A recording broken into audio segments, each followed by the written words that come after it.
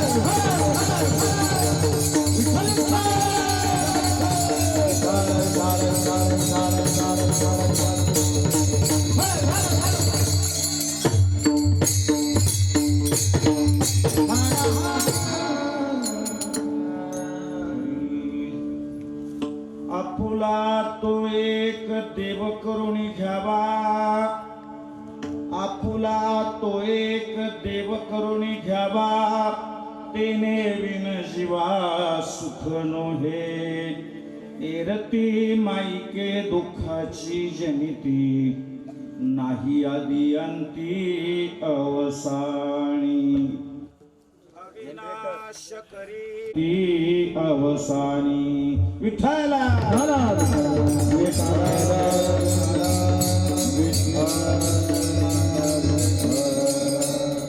वसुदेव सुतं देवं कंस चाणूरमर्दनं, देवकी परमानन्दं कृष्णं वन्दे जगद्गुरुं. मुखं करोति वाचालं पंगुं लंघयते गिरिं. यत्कृपातमहं वन्दे परमानन्दमाधवं. महायोगपीठे तटे भीमरथ्यं, वरं पुण्डलिकाय दातुं मुन्दे. समागत्य तिष्ठन्तमानन्दकन्दं परब्रह्मलिङ्गं.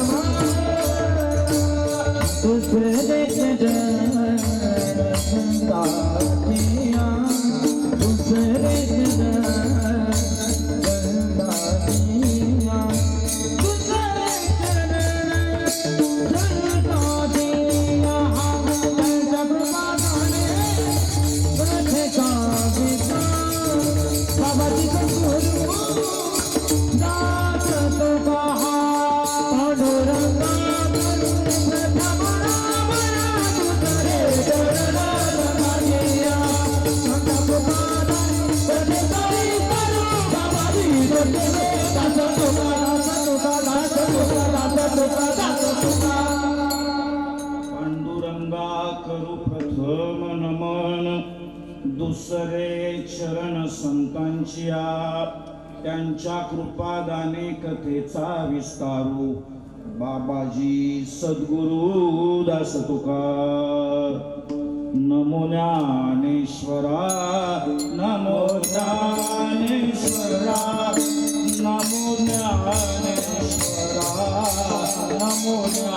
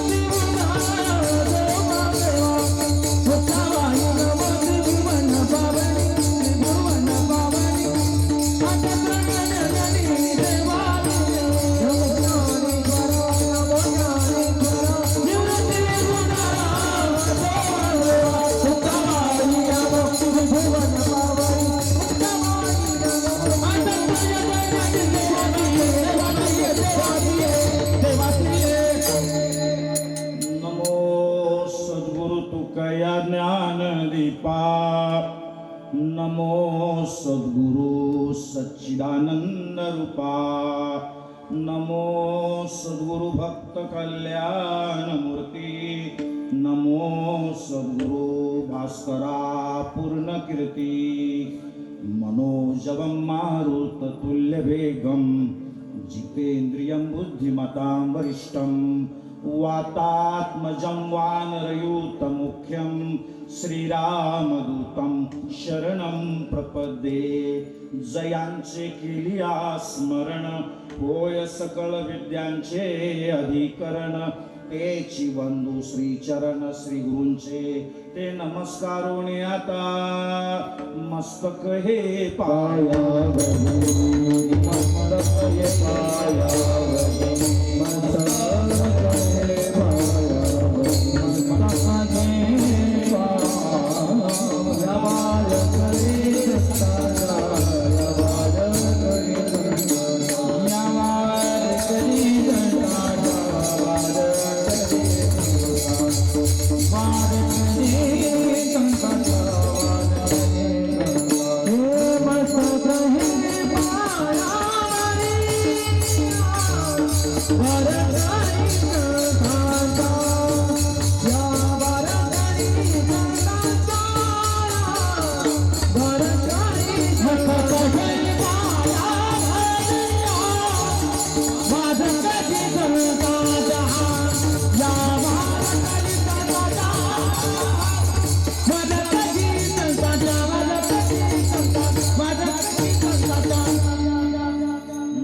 मस्तक हे पायावरी या वारकरी संतांच्या.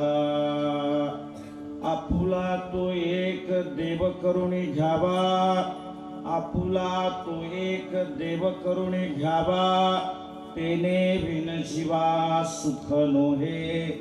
एरती माईके दुःखाची जनिती नाही आदी अंती अवसानी.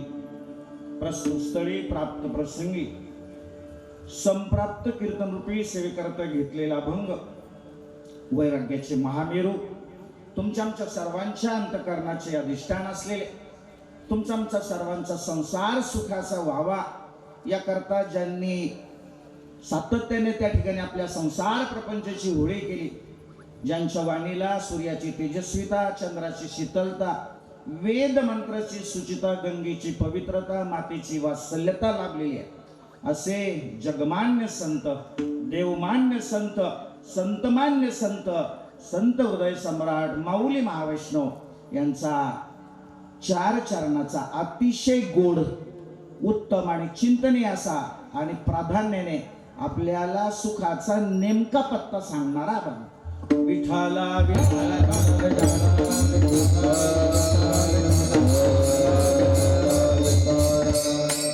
या अभंगाचा सरळ सरळ अर्थ असा आहे. जगद्गुरु तुकोबराय म्हणतात की आपल्याला जे सुख हवंय त्याकरता आपल्याला त्या भगवंताला आपलंसं केलं पाहिजे.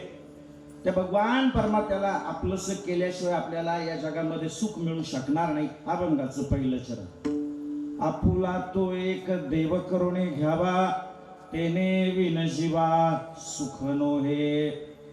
दुसऱ्या चरणामध्ये जगद्गुरु तुकोबारा म्हणतात की तो भगवान परमात्मा सोडला तरी या जगामध्ये इतरत्र कुठेही सुख नाहीये. सगळ्या गोष्टी या जगातल्या दुःखाला जन्म देणाऱ्या आहेत, कारण त्यांना आदी नाही आणि अंत नाही, अंतही नाही. अभंगाचं दुसरं चरण एरती माईके दुःखाची जनिती नाही आदी अंती अवसानी. तिसऱ्या चरणामध्ये जगद्गुरु तुकोबराय म्हणतात की तो भगवान परमात्मा आपण आपला सकेला अर्थ त्याची प्राप्ती आपण करून घेतली तर तो भगवान परमात्मा आपल्याला त्याचं सारखंच अविनाशी बनवतो. फक्त आपल्याला त्याच्या भक्तीचं वेड लागलं पाहिजे, त्याच्या नामाचं वेड लागलं पाहिजे. अभंगाचं तिसरं चरण अविनाशी करी आपुल्या ऐसे लावी मना पिसे गोविंदाचे. चौथ्या चरणामध्ये जगद्गुरु तुकोबाराय म्हणतात की आपण एकदा त्या भगवंताला आपलंसं केलं, त्याची प्राप्ती करून घेतली, मग जरी आपण स्थूल देहाने या शरीरातून गेलो तरी आपण कीर्ती रूपाने अमर होतो. आपल्या कीर्तीचा सुगंध त्या ठिकाणी कायम राहतो. अभंगाचं शेवटचं चरण तुका म्हणे का मरणेची सरे उत्तम चिवरे कीर्ती मागे. विठाला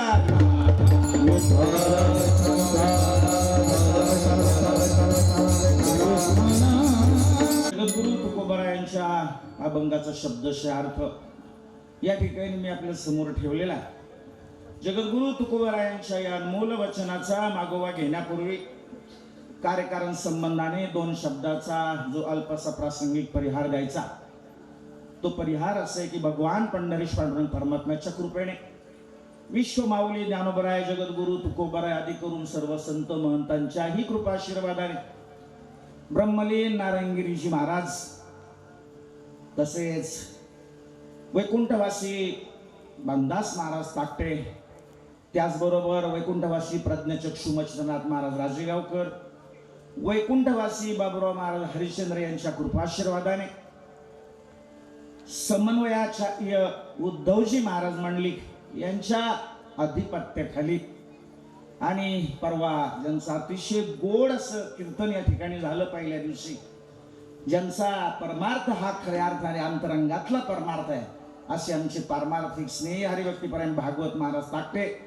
यांच्या मार्गदर्शनाखाली हनुमंतरायांच्या या पवित्र आणि पावन दरबारामध्ये हनुमंतरायांच्या जन्मोत्सवाच्या पर्व काळामध्ये आणि भगवान रामप्रभूंच्याही जयंतीच्या पर्व काळामध्ये या ठिकाणी संपन्न होत असलेला हा नाम यज्ञ आणि ज्ञान यज्ञ सोहळा आणि या सोहळ्यातली आजची ही तिसऱ्या दिवसाची सेवा ही संयोजक मंडळीच्या माध्यमातून माझ्याकडे आलेली आहे. त्या माध्यमातून तुम्हा सर्वांच्या दर्शनाचा एक सुवर्ण योग या ठिकाणी मला प्राप्त झाला. मी सर्वांच्या चरणारविंदी त्या ठिकाणी मनपूर्वक वंदन करतो, नतमस्तक होतो.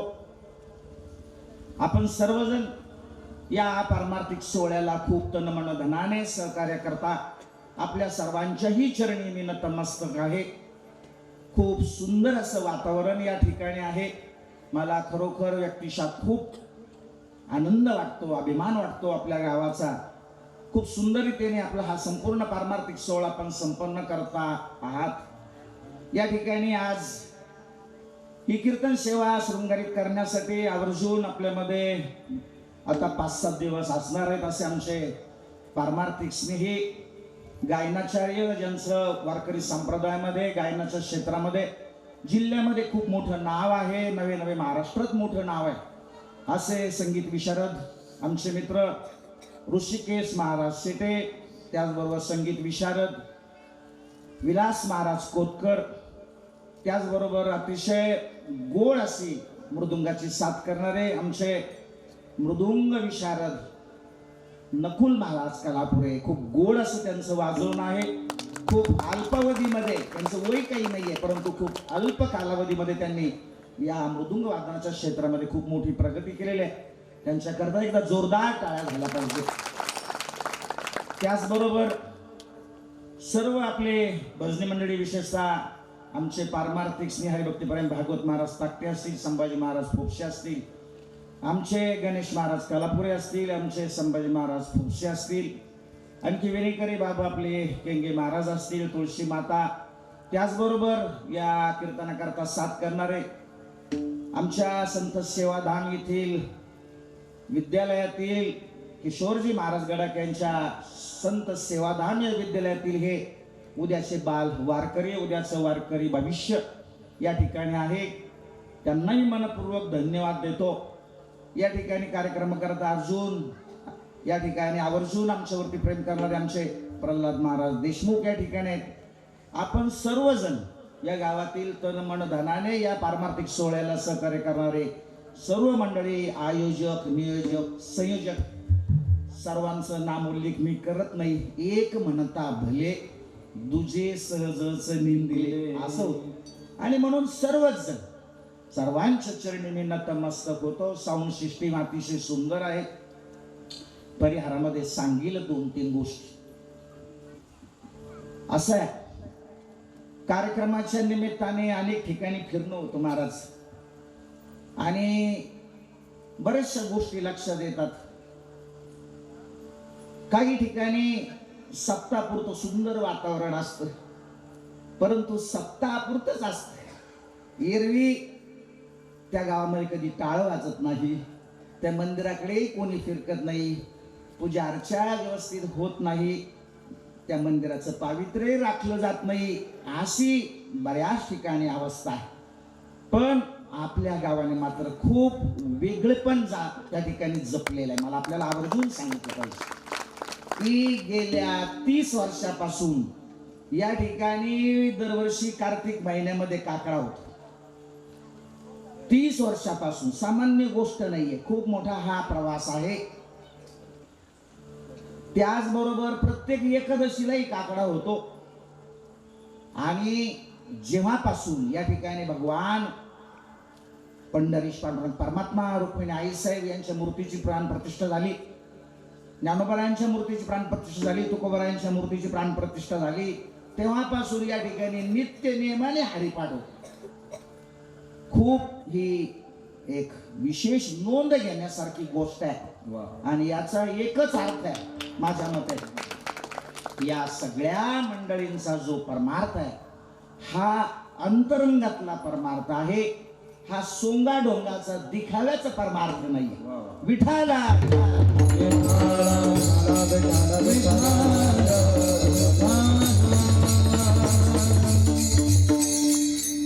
या सगळ्या भजनी मंडळींना, विशेष आमच्या महिला भजनी मंडळींना मी या ठिकाणी मनपूर्वक धन्यवाद देतो. आणि या संपूर्ण पारमार्थिक कार्याला सहकार्य करणारे आपण सर्व गावकरी मंडळी, ग्रामस्थ मंडळी मोठ्या तनमन धनाने त्यांना सहकार्य करता आपणालाही मी मनपूर्वक धन्यवाद देतो. हनुमंतराय सामान्य नाहीये, लक्षात घ्या. रामायणातून जर हनुमंतरायांचं पात्र वजा केलं तर त्या रामायणाला काही अर्थ राहणार नाही आहे. अगदी मी सांगेल आपल्याला की सीता मातेचा शोध करण्यापासून तर रावणाचा वध करेपर्यंत हनुमंतरायांनी रामप्रभूंना खूप मोठं योगदान त्या ठिकाणी दिलेलं आहे. तेव्हा असे महान संत आहेत हनुमंतराय. किती महान. त्यांच्या जीवनातला एक छोटासा प्रश्न 2 मिनिटांमध्ये सांगेल आणि मला माझ्या अभंगाकडे यायचं आहे. एक दिवस असं राम पंचायतन भरलेलं होतं. भगवान रामप्रभू, सीतामाई, लक्ष्मण असे बसलेले होते आणि रामप्रभूंनी हनुमंतरायांना अचानक प्रश्न विचारला की हनुमंत तू कोण आहेस, तुझा परिचय सांग. आता हनुमंतराय म्हटलं तर बुद्धिमता वरिष्ठम. हनुमंतराय म्हणाले प्रभो कोणत्या दृष्टीने विचारताय, देहदृष्टीने विचारताय की जीव दृष्टीने विचारताय की आत्मदृष्टीने विचारताय. ज्या दृष्टीने तुमचा प्रश्न असेल ना त्या दृष्टीने माझं उत्तर आहे. तुम्ही जर मला देहदृष्टीने विचारत असाल तर प्रभो मी तुमचा सेवक आहे, मी तुमचा दास आहे. दास्यत्व निकट हनुमंते पे केले म्हणून दाविले राम चरण, म्हणून दाविले राम चरण, म्हणून दाविले राम चरण, म्हणून दाविले राम चरण. म्हणून दाविले राम चरण, म्हणून दाविले राम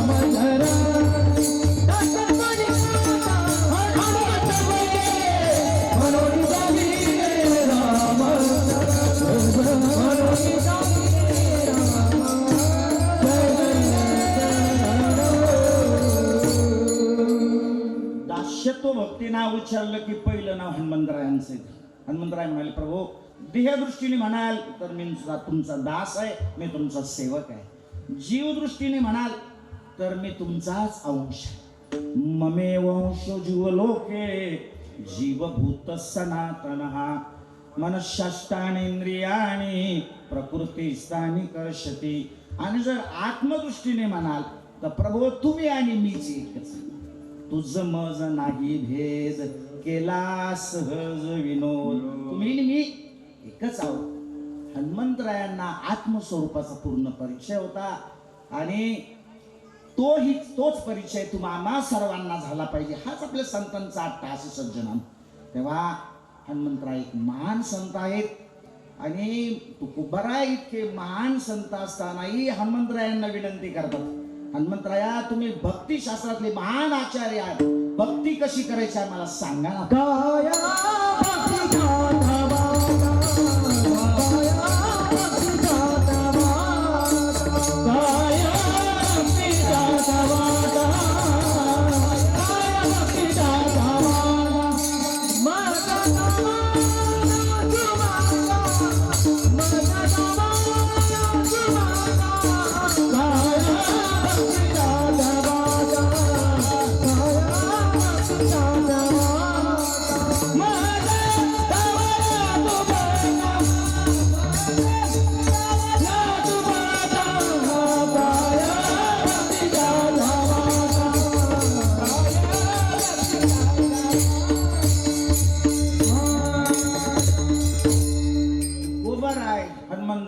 शरणागती पत्करतात.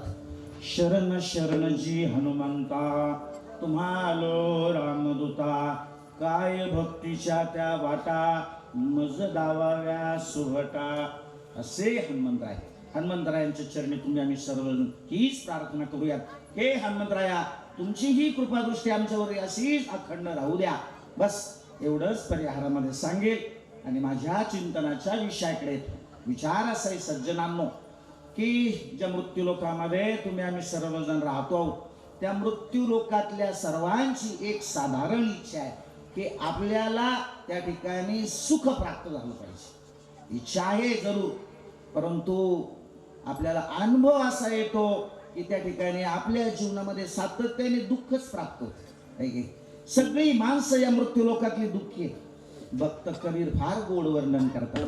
भक्त कबीर असं म्हणतात, जो देखे सो दुखिया बाबा, सुखिया कोई नहीं रे।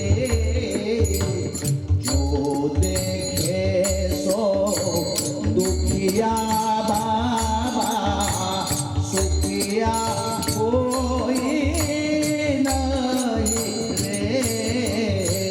राजा दुखिया प्रजा दुखिया, दुखिया बलवई रामी रे। दुखी कारण सुख देवने, उदरी माया त्यागी रे।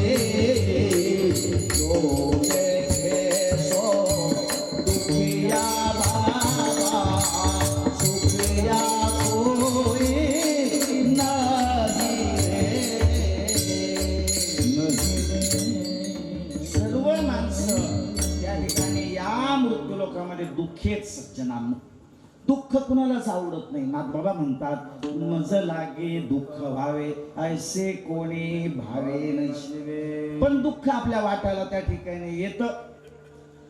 दुःख आल्यानंतर आपल्याला त्या ठिकाणी मग भगवंताची आठवण होते, भगवंताचं स्मरण होतं. सुख ज्या वेळेस आपल्या जीवनामध्ये येतं त्यावेळेला आपल्याला भगवंताची विशेष आठवण येत नाही. भक्त कबीर एके ठिकाणी फार गोड सांगतात बा. भक्त कबीर असं म्हणतात की सुखामध्ये जर आपण भगवंताचं स्मरण केलं ना, आपल्या जीवनात दुःखच येणार नाही. भक्त कबीर असं म्हणतात, सुख में सुमीर दुख में सुमिरन सब करे, दुख में करे ना कोई।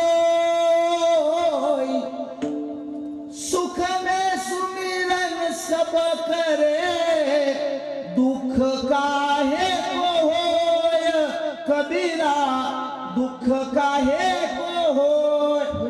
भक्त कबीर असं म्हणतात की आपण जर त्या ठिकाणी सुखामध्ये भगवंताचं नाव घेतलं तर दुःख आपल्या जीवनामध्ये येणारच नाही. त्या ठिकाणी विठोल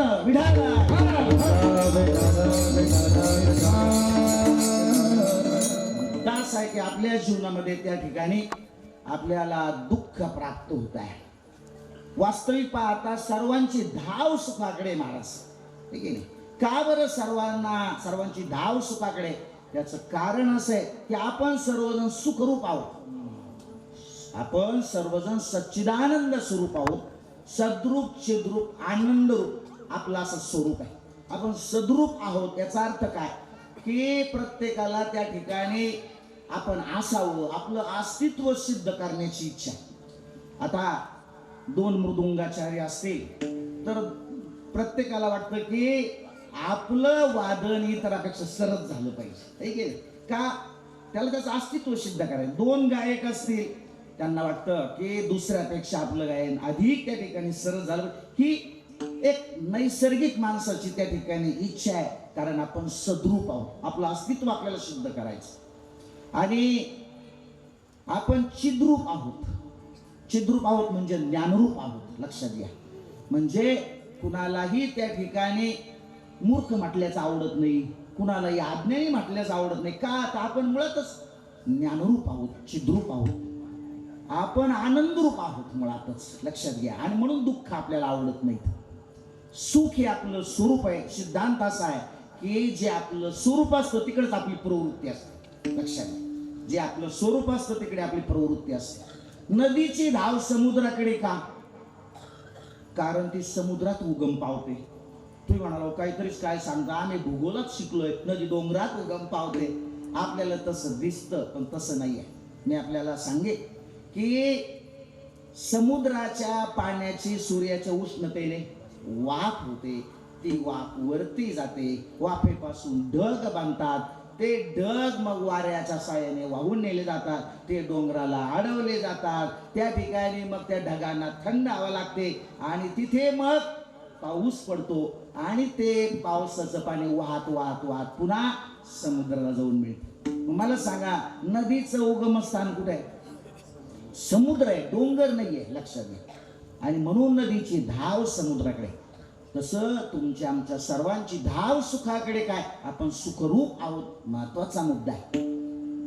सर्वजण शेतकरी त्या ठिकाणी शेतामध्ये राब रोज राबतो, कशा करता, सुखा करता, है की नाही. नोकरदार नोकरी करतो, कशा करता, सुखा करता, है की नाही.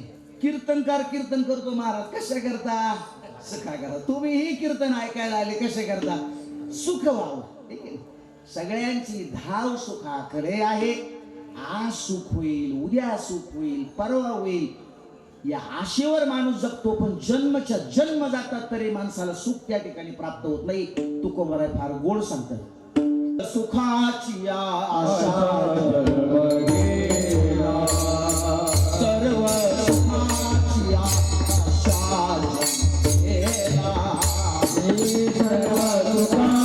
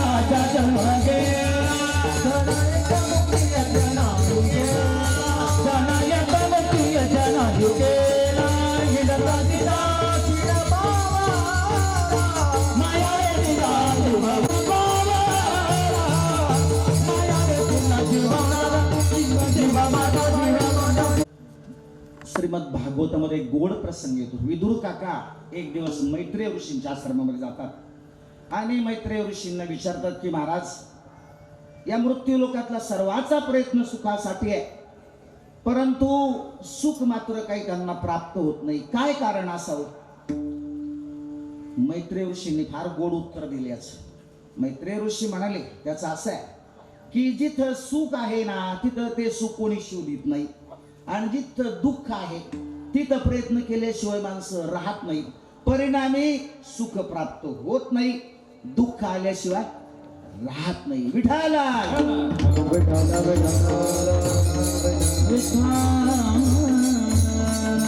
तुम्ही आम्ही सर्वजण संसार प्रपंचामध्ये सुख शोधण्याचा प्रयत्न करतो.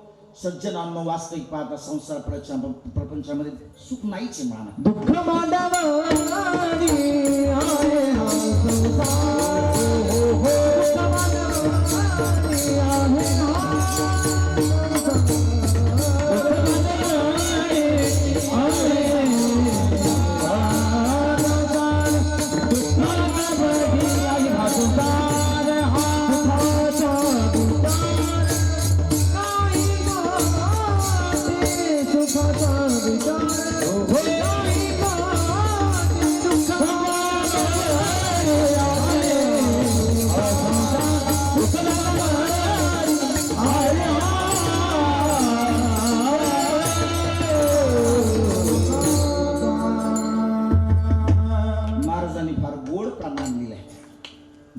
बांधवडी आहे हा संसार, सुखाचा विचार नाही कोठे. संसार प्रपंच सुख नाही तर मिळेल कस.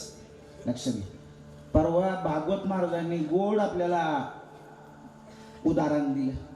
ते म्हणाले आपल्याला जायचंय पंढरपूरला, मग पंढरपूरच्याच गाडीत बसलो पाहिजे.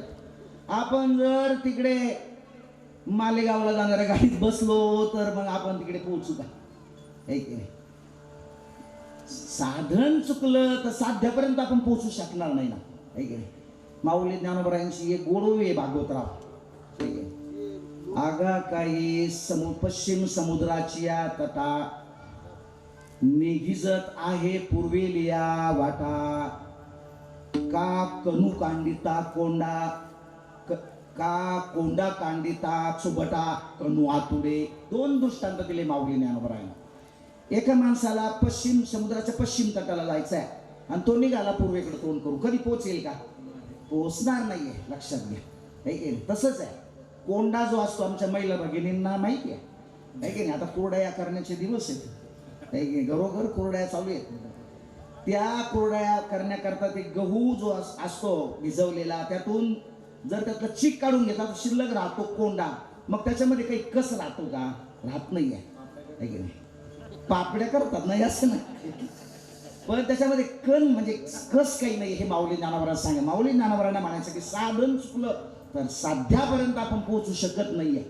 मग आपल्याला सुख हवंय ना, तर त्या सुखाचा शोध घेतला पाहिजे. या जगामध्ये भगवंत सोडून सुख नाही सज्जनांना. तुकोबराय फार गोड सांगतात. तुकोबराय असं म्हणतात, सुख रूप ऐसा दुजा सुख रूप ऐसा दुजा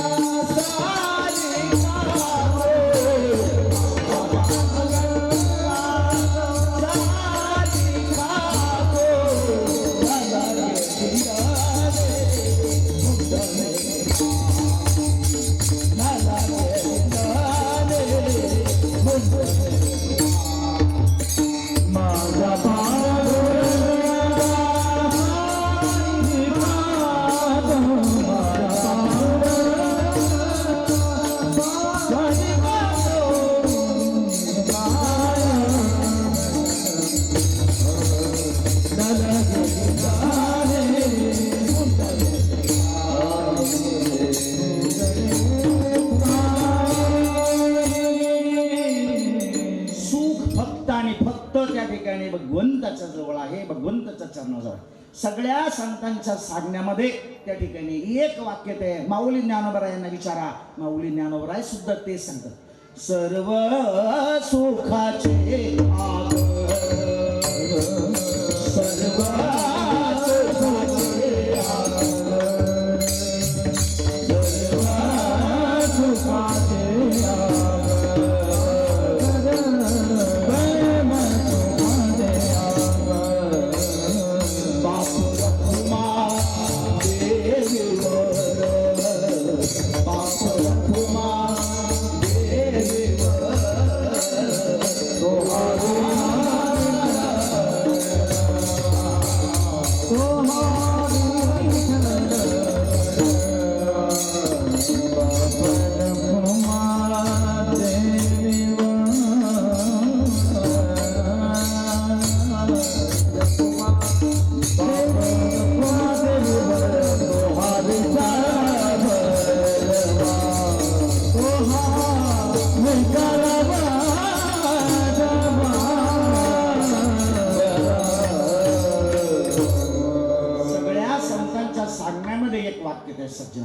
जनाबाई महाराजांना विचारलं तर ते सांगत, सर्व सुखाचे अगर जनी म्हणे शारंग.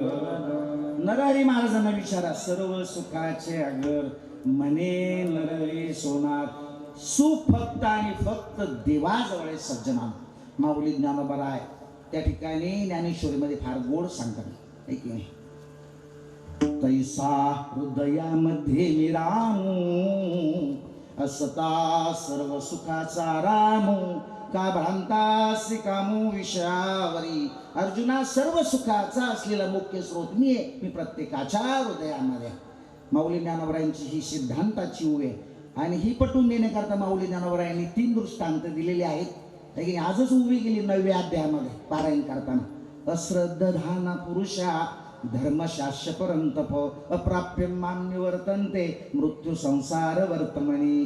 त्या ओव्या आहेत, पाहे पा दूध पवित्र आणि गोड, पासी त्वचेची पदराड, परिते अविरून गोचीड, अशुद्ध काय न शेविती. हे की नाही, गाईच्या कासेमध्ये असलेला तो गोचीड, त्याच्यापासून दूध जे पवित्र आणि गोड आहे, किती अंतरावरती आहे? ओ एका पातळ त्वचेच्या पदराच्या पलीकडेच आहे की नाही. परंतु तो गोचीड माझं अशुद्धच रक्त सेवन करतो. माऊली ज्ञानोबराय सांगायचंय, माऊली ज्ञानोबरायांना म्हणायचं आहे की तुम्ही आम्ही जीवरूपी गोचीड विषयात निमग्न आहोत, परिणामी दुःख भोगतो.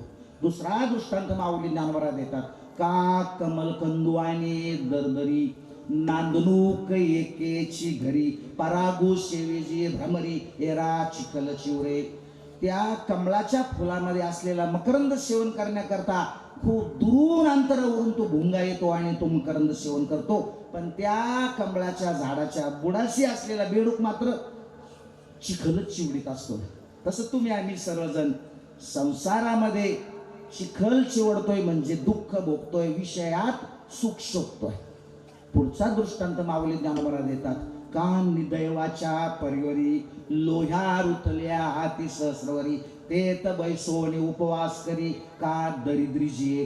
एका माणसाच्या घरामध्ये त्याच्या वाडवडिलांनी पूर्वजांनी सोन्याचा हंडा सोन्याच्याच मोहराने भरून असा पुरून ठेवलेला आहे, पण त्याच्यावर बसून तो मात्र उपवासी जीवन जगतोय. त्याला ते माहीतच नाही, त्याचं ज्ञानच नाही. आणि मग सिद्धांताची ओवी माऊली ज्ञानोबा देतात, तैसा हृदयामध्ये मी रामू, असता सर्व सुखाचा आरामू, का भ्रांता शिकामू विषयावरी. सुख आपल्या आतमध्ये आहे, आपण बाहेर सुखाचा शोध घेत आहोत. कसं सुख मिळेल मला सांगा. आणि म्हणून आपल्याला जे सुख हवंय ते सर्व ठिकाणी हवंय, सर्व कालात हवंय, सर्व वस्तूमध्ये हवंय. मग जगामध्ये एकच गोष्ट अशी जी सर्व ठिकाणी आहे, सर्व वस्तूत आहे, सर्व कालात आहे, तो आहे परमात्मा. आणि म्हणून तो परमात्मा तुम्ही आम्ही सर्वांनी आपलासा करून घेतला पाहिजे. जगद्गुरु तुकोबारा ही गोष्ट अभंगाच्या प्रथम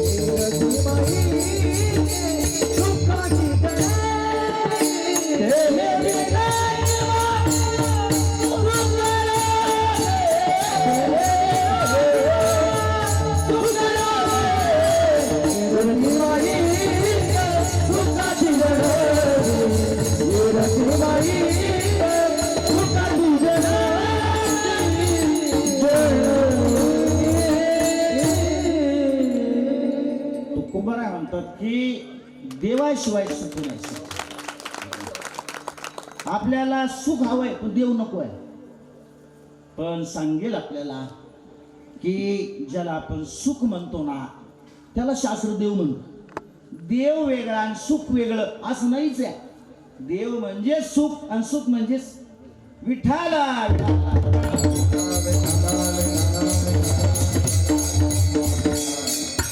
तुकोबा आहे म्हणतात की देव आपलासा करून घ्या. पहिल्याच चरणावरती 3 शंका अशा निर्माण होतात. पहिली शंका की देव आपलासा करता येतो का.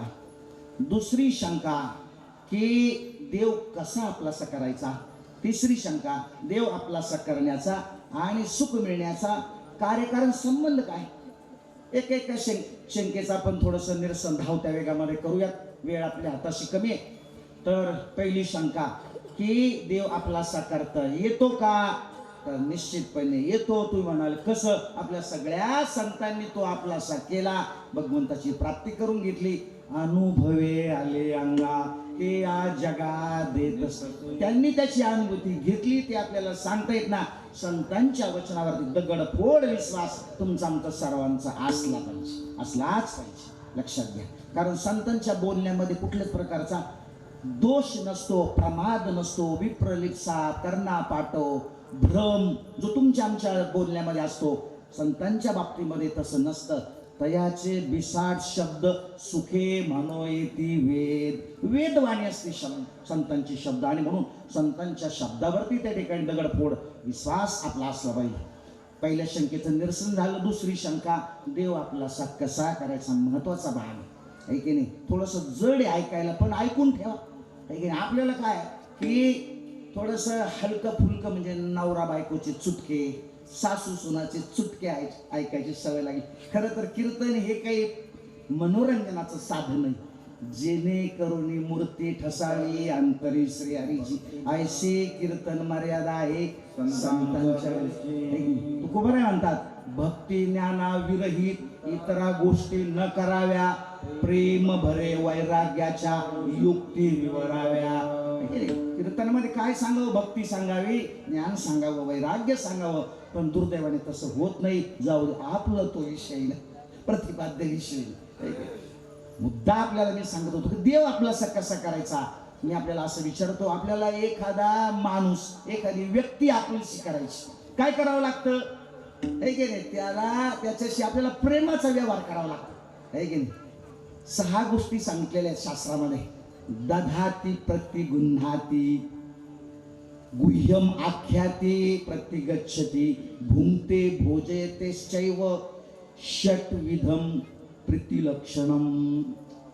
काय सांगितलंय की जो माणूस आपल्याला आपलासा करायचा ना, आपण त्याला काहीतरी द्या, त्याचंही काहीतरी आपल्याला घ्या, है की नाही. आपली सवय अशी आहे की त्याचं आपण घेतो, आपलं देत नाही. असं नाही चालत. मग प्रेमाचा व्यवहार होणार.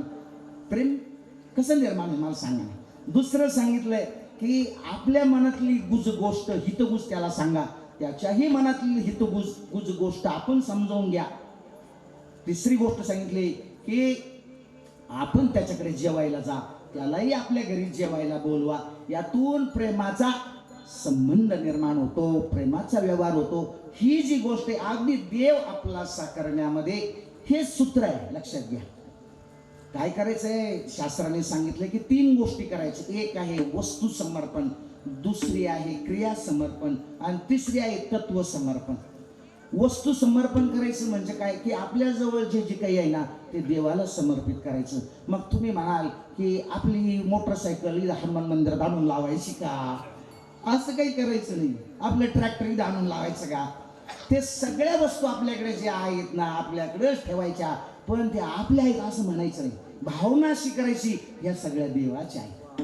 लक्षात घ्या, या सगळ्या कोणाच्या आहेत? देवाच्या आहेत. अशी भावना करायची, हे वस्तू समर्पण झालं. आणि हीच खरी भक्ती आहे. तुकोबराय फार गोड सांगतात एके ठिकाणी. तुकोबराय असं म्हणतात, हीच थोर भक्ती आवडते,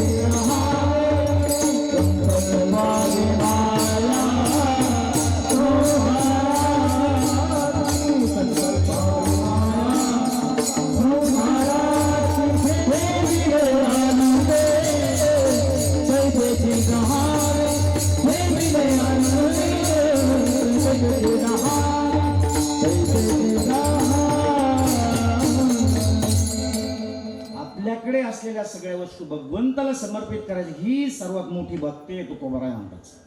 ह्याला वस्तू समर्पण याने काय होईल की आपल्याकडे असलेल्या वस्तूवरच आपलं ममत्व कमी होईल, आसक्ती कमी होईल. दुसरी सांगितली क्रिया समर्पण. क्रिया म्हणजे आपण जे जे काही कर्म करतो ना ते सगळे भगवंताला समर्पित करा. जे जे सगळे आपण कर्म करतो ते भगवंताला समर्पित करायचे. भगवंतच त्या ठिकाणी गीतेमध्ये सांगतात. भागवतराव आजच श्लोक गेला आपल्याला. यत् करोषि यदस्नासि यज्जुहोषि दधासि यत् तपस्यसि कौन्तेय तत्कुरुषं मदर्पणम. ज्या ज्या सगळ्या क्रिया करतो त्या भगवंताला समर्पित करायच्या. माऊली ज्ञानोबा सुद्धा गोड सांगतात.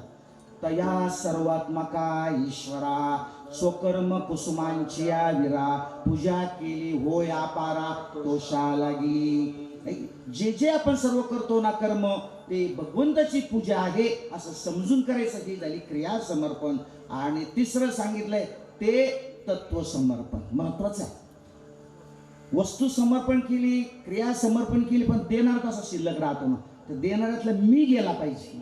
मग तत्व समर्पण याचा अर्थ असा आहे की माझा देह, माझी बुद्धी आणि सर्वात महत्वाचं माझं मन हे भगवंताला समर्पित करायचं. आपलं मन जे आहे ना ते भगवंताला समर्पित करा. त्याने भगवंत आपलासा होईल. संतांनी तो केला. आजच 9व्या अध्यायामधला श्लोक गेलाय. शेवटचा श्लोक आहे 9व्या अध्याय. मन्मना भोमत भक्तो मद्याजी माम नमस्कुरु मामे वैशेषी युक्तैव महात्मान मत्परायण. आणि त्या श्लोकावरती भाष्य करत असताना माऊली ज्ञानोबा म्हणतात तू मनही मीची करी माझी भजनी प्रेम धरी सर्वत्र नमस्कारी मजे काते. आपलं मन भगवंताला समर्पित आपण केलं, तत्व समर्पण केलं, क्रिया समर्पित केली, वस्तू समर्पित केली ना तो भगवंत निश्चितपणे आपला होतो. मग भगवंत आपल्याला काय देतो? भगवंत आपल्याला प्रसाद देतो. प्रसाद नाम प्रसन्नता देतो. अर्थात तो आपल्याला त्याच्या स्वरूपामध्ये त्या ठिकाणी विलीन करून घेतो. लक्षात घ्या, त्याच्या स्वरूपात आपण त्या ठिकाणी विलीन होतो. अर्थात आपल्याला भगवंताची प्राप्ती होते. आलं का लक्षात? आणि मग इतर सगळ्या गोष्टी एक भगवंत सोडला तर इतर जगातल्या सगळ्या गोष्टी या मृत्यूलोकातल्या या दुःखाला जन्म देणाऱ्या आहेत. हीच गोष्ट जगद्गुरु तुकोबाराय अभंगाच्या दुसऱ्या चरणामध्ये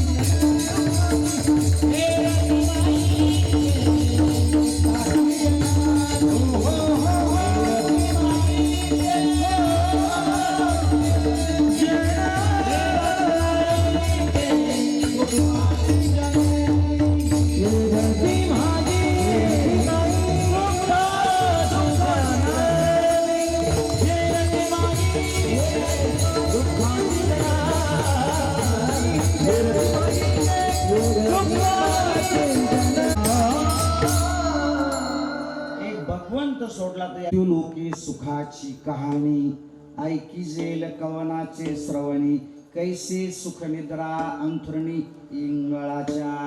माऊली ज्ञानोबा म्हणतात की या मृत्यू लोकामध्ये सुख आहे असं म्हणणं म्हणजे इंगळाच्या शय्येवर, इंगळ म्हणजे विस्तव, विस्तवाच्या शय्येवर सुखाने झोप येते आहे असं म्हणण्यासारखं आहे. कसं शक्य आहे? ठीक आहे.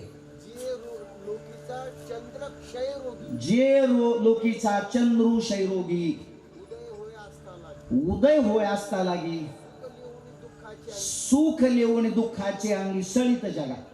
अगदी बरोबर, महाराजांनी खूप गोड ओवी दिलेली आहे. दुःख लेवून सुखाचे अंगी. सांगायचा भाव मला इतकाच की सगळ्या गोष्टी दुःख रूप आहेत. एक छोटासा दृष्टांत सांगतो. एक खेड्यातला मुलगा आपल्या खडंब्यासारखा ग्रॅज्युएट झाला, स्पर्धा परीक्षा दिली, नोकरी मिळाली, पण मुंबई सारख्या ठिकाणी नोकरी मिळाली, हजर झाला. आता नोकरी मिळाल्यानंतर मग पुढच्या गोष्टी सोयीच्या होत्या, छोकरी मिळण्याच्या. आज लग्नाचं फार अवघड झालं महाराज. हा, सगळं मिळेल परंतु मुलगी मिळणं फार अवघड झालंय आज. हा, कारण प्रत्येक मुलीला नोकरी करणारा मुलगा पाहिजे, प्रत्येक मुलीच्या बापाला शेती पाहिजे, मुलाला शेती पाहिजे. आणि तिच्या आईची, मुलीच्या आईची इच्छा आहे की मुलाला आई भात नको. आता विठाला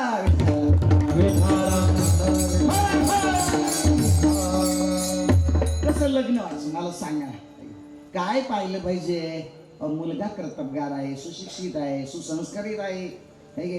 तुकोबाराय म्हणाले की अन्न मान धन हे तो प्रारब्धादी. त्याच्यात प्रारब्धात असेल मिळेल त्याला, निश्चितपणे भरपूर मिळेल. अहो त्याच्याकडे करोडोची संपत्ती असेल आणि तो जर व्यसनी असेल तर ती संपत्ती संपायला किती दिवस लागते?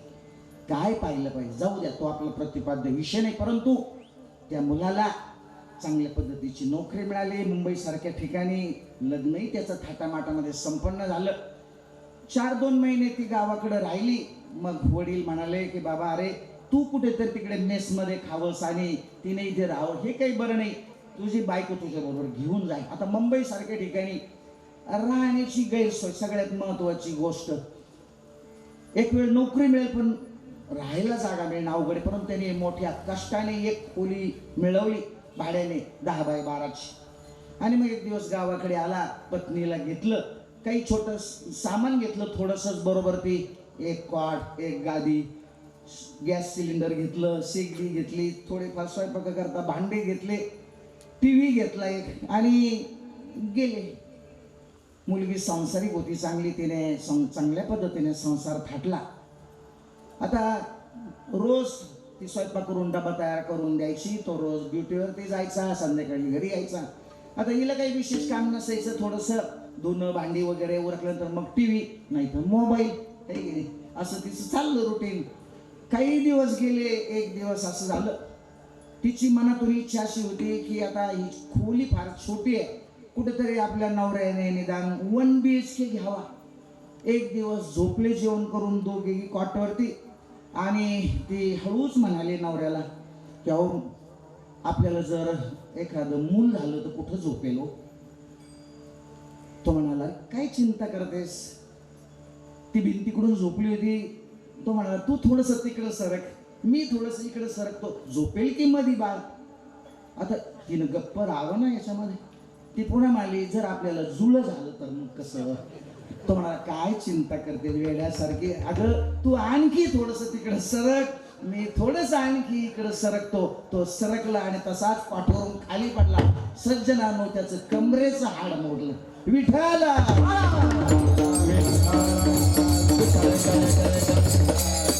आता मला सांगा की त्याचं कमरेचं हाड हे नसलेल्या मुलाने मोडलं का असलेल्या?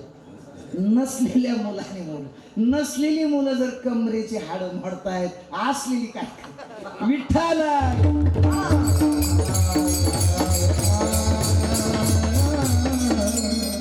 मला सांगायचा भाव इतकाच की संसार दुःखमुळे अनेक प्रमाण त्या ठिकाणी संतांची आहे. त्या बाबतीमध्ये संसारात त्या ठिकाणी सुख नाहीये.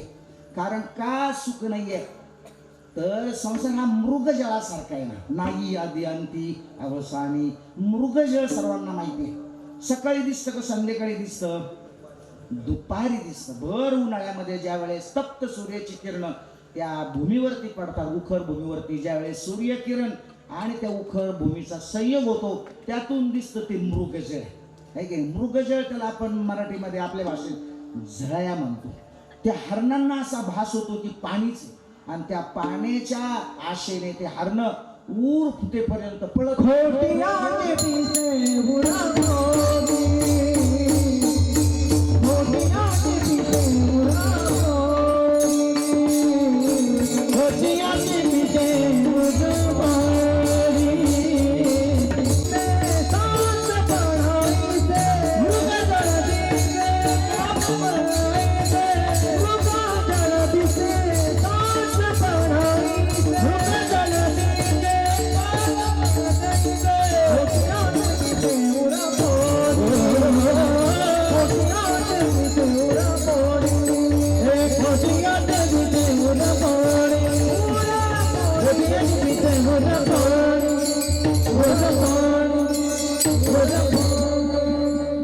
त्यांना मिळत नाही, तडफडून ते पाण्या वाचून त्या ठिकाणी मारतात.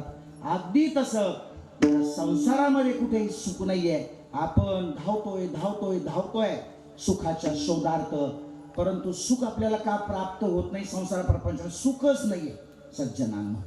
आणि म्हणून त्या मृगजळासारखं आपण या सुखाच्या मागे त्या ठिकाणी धावतो आहोत. माऊली ज्ञानोबरायांची एक गोड ओळी आहे. माऊली ज्ञानोबरा असं म्हणतात, ब्रह्मगिरीवरून नरिगे समुद्री किरण निगे माझी दिसे वावगे मृगांबू जैसे. माऊली ज्ञानोबरा म्हणतात की मृगजळाची नदी ब्रह्मगिरीवरून उगम पावते आणि समुद्राला जाऊन मिळते. असं कुठं घडतं का हो? घडत नाहीये, है की? किंवा मृगजळाच्या पाण्यावरती साळी केळीच्या बागा कुठे फुललेल्या पाहिल्या का आपण? नाहीये. संसार असा मृगजळासारखा आहे. म्हणून आपण काय केलं पाहिजे? भगवंताला आपलंसं केलं पाहिजे. मग तो भगवंत काय करेल? आपण जर त्या भगवंताला आपलंसं केलं तर अभंगाचं तिसरं चरण, अविनाश करी अविनाश करी अविनाश करी आपली आई अविनाश करी अविनाश करी आपली आई अविनाश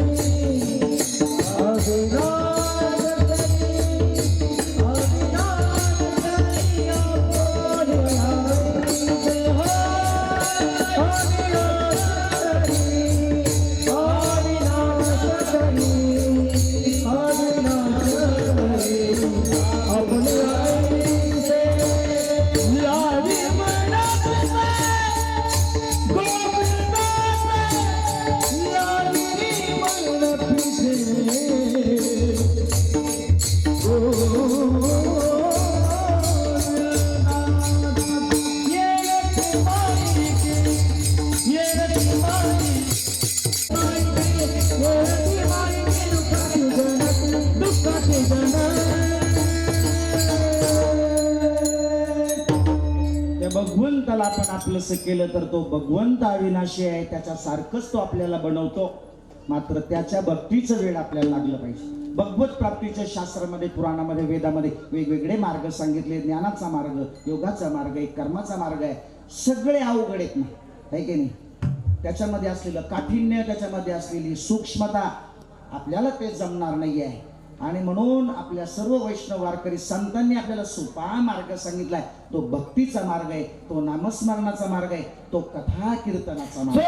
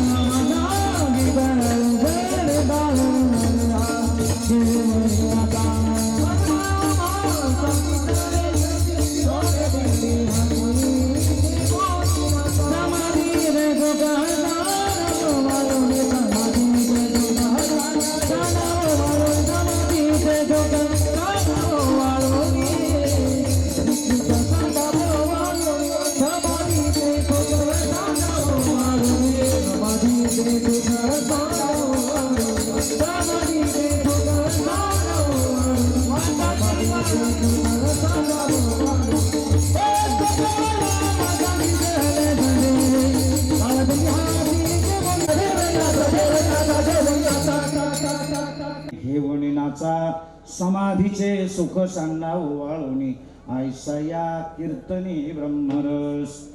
सोपं साधन सगळ्या संतांनी आपल्याला एकमुखाने सांगितले भक्तीच आहे. पण प्रश्न असा आहे की आपण नामस्मरण करतो का, भक्ती करतो का, हे की नाही? वास्तविक पाहता आपल्या सर्व संतांनी सांगितलंय की नामस्मरण करा, नामस्मरण करा. आपल्याला पैशातच जास्त, धनामध्ये जास्त रस आहे हो. लक्षात घ्या. संतांनी सांगितलंय, साधू संतांनी, की हरिपाठ 3दा म्हटला पाहिजे. जशी ब्राह्मणाची त्रिकाल संध्या असते तशी वारकरी 3दा हरिपाठ म्हटला पाहिजे. पण जाऊ द्या 3दा, निदान संध्याकाळी एकदा तरी म्हटला पाहिजे. माणसांची हरीकडेच पाठ आहे, हरीकडे पाठ आहे माणसांची. पैसा हाच माणसाचा देव बनलाय. मला सांगायचा भाव इतकाच, पैसा लागतो संसार प्रपंचाला, नाही असं नाही आहे, पण किती लागतो त्याची कुठेतरी एक लक्ष्मण रेषा पण आखली पाहिजे. तसं होत नाही. माणसं वेड्यासारखे पैशाच्या पाठीमागे धावतायत धावतायत धावतायत. परिणामी त्यातून आपल्याला दुःखच प्राप्त होतं. पैशाने अन्न विकत घेता येईल, भूक विकत घेता येत नाही. पैशाने बिछाना विकत घेता येईल, झोप विकत घेता येत नाही. पैशाने त्या ठिकाणी आपल्याला पुस्तकं खरेदी करता येईल, ज्ञान विकत घेता येत नाही. पैशाने त्या ठिकाणी दिगभर औषध आपण खरेदी करू, पैशाने आरोग्य आपल्याला प्राप्त होतं. हे सगळ्या गोष्टी आपल्याला हव्या आहेत. चांगली झोप हवी. दिल का साथ नहीं रे, दिल का साथ नहीं रे, सब पैसे सब पैसे मेरे भाई भाई रे,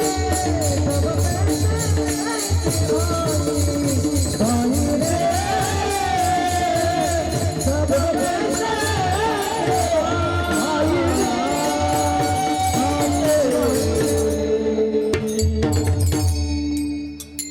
जर हवा असेल तर तो भगवंत आपलासा केला पाहिजे. आणि तो भगवंत फक्त आणि फक्त नामस्मरणातून आपलासा होतो. कसं करायचं ते नामस्मरण? विठोबा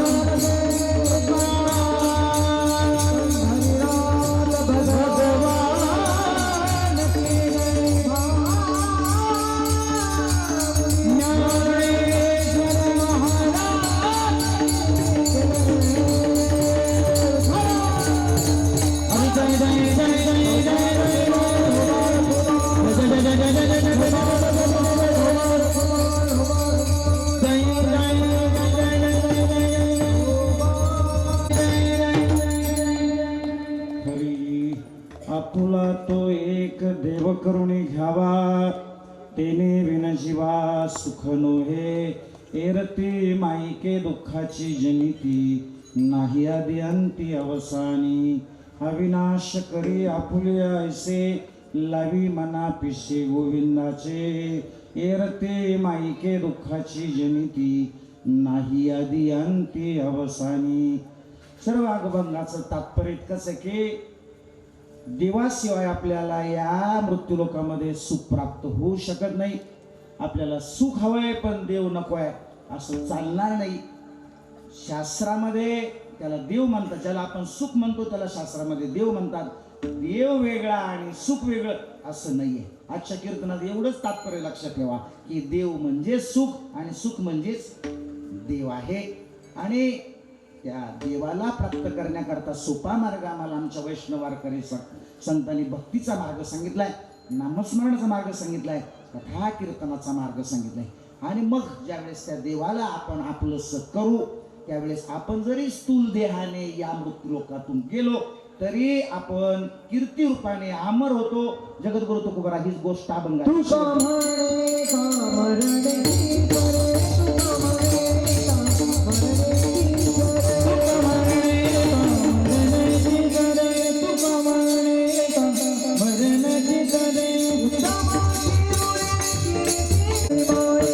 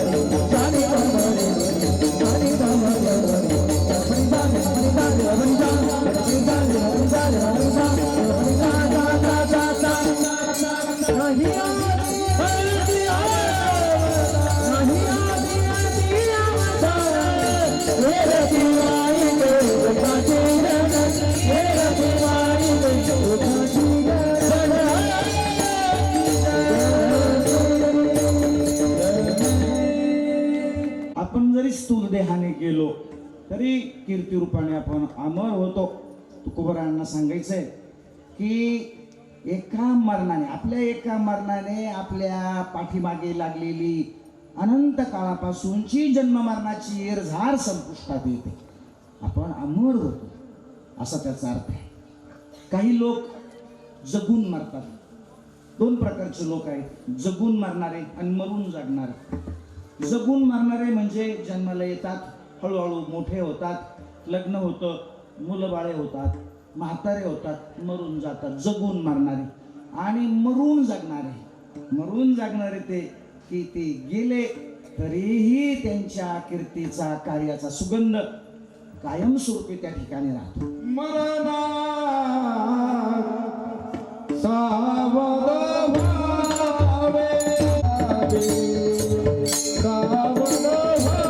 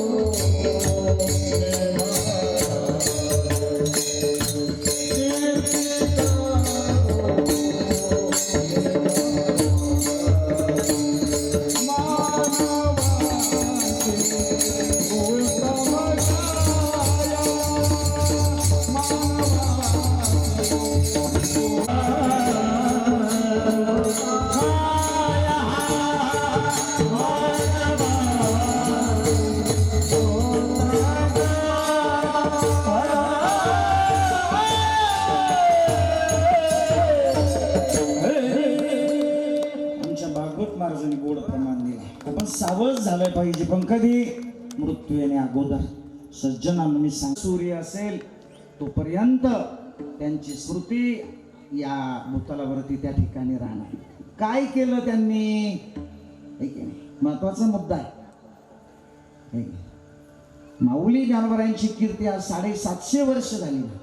उभारीला ध्वज ही लोकावरी, ऐशी चराचरी कीर्ती ज्यांची, ऐशी चराचरी कीर्ती ज्यांची, ते हे निवृत्तीनाथ ज्ञानेश्वर सोपान.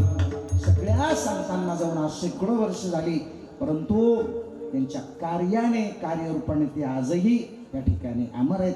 असंच कार्य आपणही आपल्या जीवनामध्ये केलं पाहिजे. एक कबीर महाराजांचा दोहा आठवला. कबीर महाराज फार गोड सांगतात. कबीर महाराज असं म्हणतात, जब हम पैदा हुए जग हसे हम रोए, ऐसी करणी कर चले हम हसे जग रोए. जब कोई शिशु पैदा होता है तो सबसे पहले रोता है, और उसके रोने की आवाज सुनते ही सब लोग खुशियां मनाने लगते. भक्त कबीर ने कितने गहराई से सोचा इस बात को. एक महान संदेश हमें दिया है. लहान मूल जन्माला येतं, त्याच्या रडण्याचा आवाज ऐकून सगळे लोक आनंदोत्सव साजरा करतात. भक्त कबीर म्हणतात की आपण आपल्या जीवनामध्ये असं काही कार्य करावं की आपण हसत हसत त्या मृत्यूला सामोरं जावं, सगळ्या जगाने रडावं, सगळ्या जगाने रडावं. हे मरून जगणे आहे, मरून जगणे. सज्जन, सांगण्यासारख्या गोष्टी पुष्कळ आहेत. आपली वेळ संपलेली आहे. या ठिकाणी या अभंगावरती थोडंसं चिंतन या ठिकाणी मी करण्याचा प्रयत्न केला. यात माझं पदरचं काही नाही. ज्यांच्याकडे मी पाठाला जातो ते माझे गुरुवर्य वेदांताचार्य जंगले महाराज शास्त्री यांच्या चरणाजवळ बसून जे श्रवण करतो तेच आपल्या पुढे या ठिकाणी मांडण्याचा प्रयत्न केला. न्यूनते पुरते अधिकत सरते, करून घेवाय ते तुमते विनवितो असे. याच्यात जर काही कमी असेल तर भर घाला, जर जास्तीचं वाटलं तर काढून टाका. एवढीच विनंती आपल्याला सर्वांना करीन. झालेलं हे कीर्तन रूपी वाक्पुष्प माझे श्रीगुरु वेदांताचार्य जंगले महाराज शास्त्री यांच्याच चरणी समर्पित करून माझ्या वाणीला याच ठिकाणी पूर्णविराम. ज्ञानेश्वर